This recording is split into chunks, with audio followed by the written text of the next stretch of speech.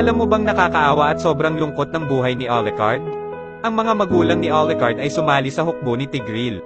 At ang sobrang kumpiyansa ni Tigreal ang naging sanhi ng pagkamatay ng mga magulang ni Alucard.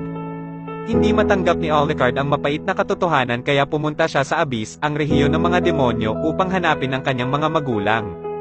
Ngunit sa pagdating niya doon ay sagisag na lang ng kanyang magulang ang nakita niya na nakasuot sa dibdib ng demonyo.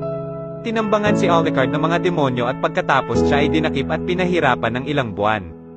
Hanggang sa may isang demon hunter ang tumulong at pinalaya si Alucard. Pagkatapos nun siya ay nagpasya na manatili bilang isang mamamayan ng Monastery of Light. Ang kabataan ni Alucard ay puno ng mga kalunos-lunos na pangyayari. Noong panahong nahuli siya ng mga demonyo ay wala siyang ibang inisip kundi ang kung paano mabuhay at ang galit ay nabaon sa loob ng kanyang puso. Kahit na pinahirapan at pinahiya siya ng mga demonyo ay hindi niya binigo ang kanyang pagnanais na maghiganti. Ang pagnanais ni Alucard na makapaghiganti ang nagbigay ng lakas sa kanya upang mabuhay sa mga buwan ng pagkakakulong.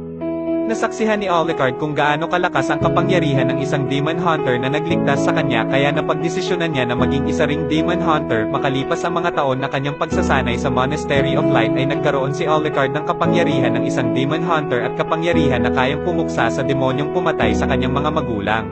Demons, I'll cleanse this land with your blood!